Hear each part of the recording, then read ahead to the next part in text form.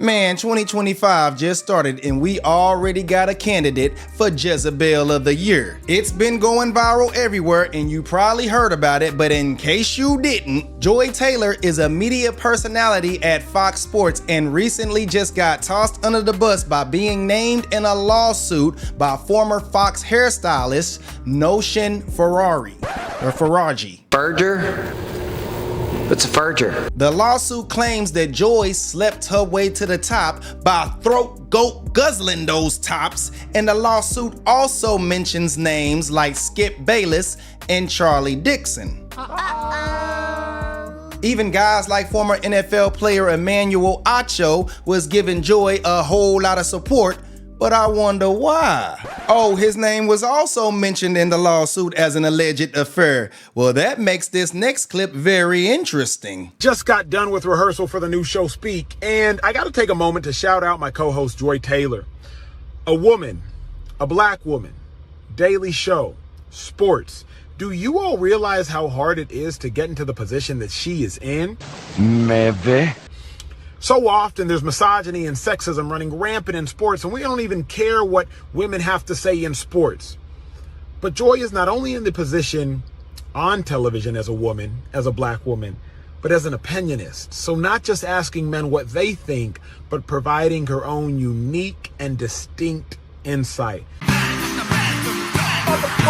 It's hard to do, and Joy, you have done it. So congratulations. Looking forward to working with you. He ain't lying.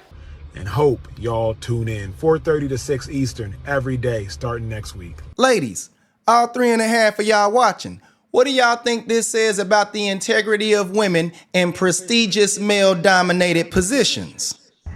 Y'all can't even celebrate y'all accomplishments thanks to this level 99 Jezebel, because everybody that sees you in that position is gonna automatically assume that you's a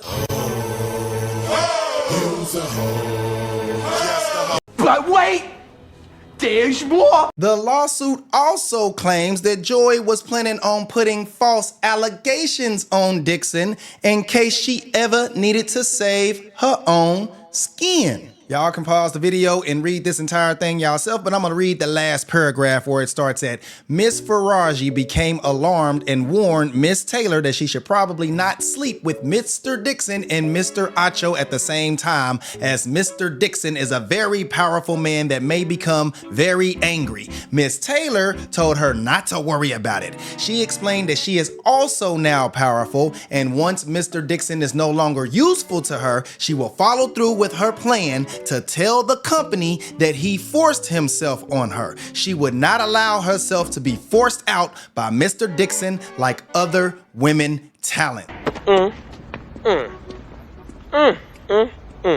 And I found out that if you Google Joy Taylor, you will come to find out that her real name is Adeline, because her ass is out of line. Not only did she set women back in the workplace, but she's setting back victims of assault too. Shame on you. And that ain't the only thing she set back. No, she set back women's standards as well. What you talking about, Willis? In case you don't know what Charlie Dixon looks like, let me put a picture of his ass up on the screen. Ladies, can y'all imagine that dude on top of you, huffing and puffing and sweating? Oh yeah, call me daddy, oh, damn it, oh. And you know when Joy was done, she went home and took one of those Stony from Set It Off showers trying to scrub off the upper epidermis. And don't get me started on Skip Bayless offering $1.5 million for that ooh-wee. And trust me, ain't no $1.5 million going for no cat. That $1.5 million is so she can make his eyes roll back and he can see God. And the only way to see God is if she shuck that South Pole to the South Pole explode, and then keep going until you lose your soul. And she got the position, so you best believe that she was sucking out that grade A, FDA approved old Ice King baby yogurt. Lord have mercy, I'm about to bust. She even turned Acho into a little boy. She had Emmanuel Acho like.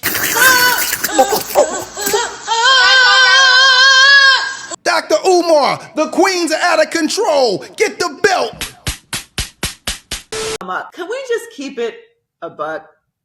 If they're fine enough, if they're funny enough, or if their financial status is what you want, fine, funny, fucking money, you're throwing all boundaries, standards, all that shit you talked on Instagram about how you would never, and this woman ain't because women this and men this, you're moving forward with this person.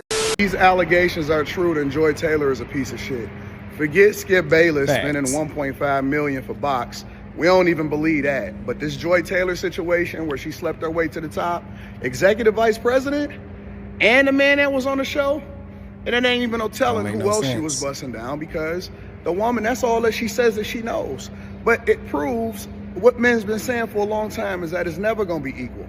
It's not equal on women's side, it's not equal on men's side. If Joy Taylor is able to sleep her way to the top and be able to get on both shows, not because of her talent, not because of her merit, but because of her pretty privilege and her willingness, if true, allegedly to open up her legs to men, and in order to be able to get her position, then y'all should be ashamed for even trying to be equal to men in that way, because that's something that we'll never be able to do. You want our privilege, you want us to be able to share our resources, you want equal work for equal pay.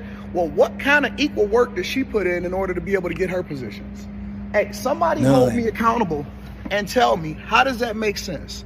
More importantly, the fact that she was willing to file a lawsuit in order to preserve her position and say that he forced herself on her, that's crazy.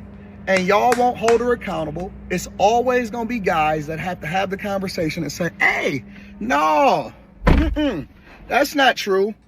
But y'all won't even hold her accountable. I want to hear what women got to say on this one. Black Jezebels are still mad at Cooking with Kaya. They ain't worried about no Joy Taylor. But the questions that they need to ask is why we never see no dark-skinned black women with privileges like this. If Joy wasn't a light bright, you think them execs would risk their integrity for that? No. Another question that we should be asking is, if this is all true, does that close the door at Fox Sports for other women? That's a good question. Ladies, this is a red pill for y'all. When these companies start pandering to y'all, it's just business and they disingenuous. And a lot of the times they will only prop a woman up just to lower y'all defenses. When in reality, that woman is nothing more than a high-end escort cosplaying a ill-gotten role. Yep. When I was working at Amazon, you better believe a lot of this shit was going on, and the conversation that we need to have is women's power with pretty privilege in the workforce. And it's in the seriously, in the workplace, right? Like, what's the gift and the curse of being like a gorgeous woman in this game? I think that the gift is, obvious. What's obvious? Well, I mean, if you look a certain way, you have access to different things. I mean, that's how it works in the world. Take me out. It's my turn. You told me it was my turn. You can talk all that you want to, yell and scream. You lost. It is my turn. You lost the game. It's my turn. I want to make this very clear. All of this is allegations based on a lawsuit from Miss Faraji. But Joy's ex-husband divorced her over the suspicion of an affair with a prominent Fox exec. You don't find that suspicious?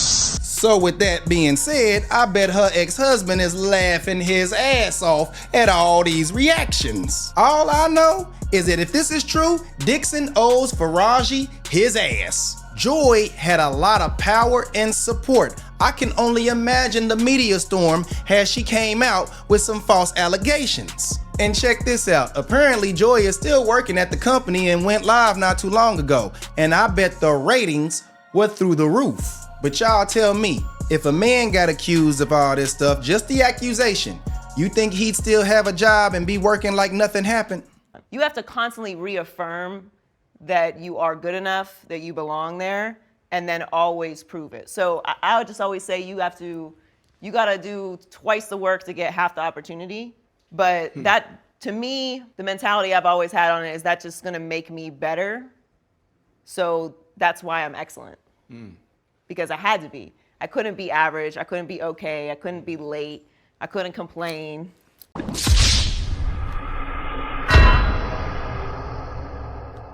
I couldn't say no. Now I do. Right. But you have to do that because you can't give people the opportunity to doubt you.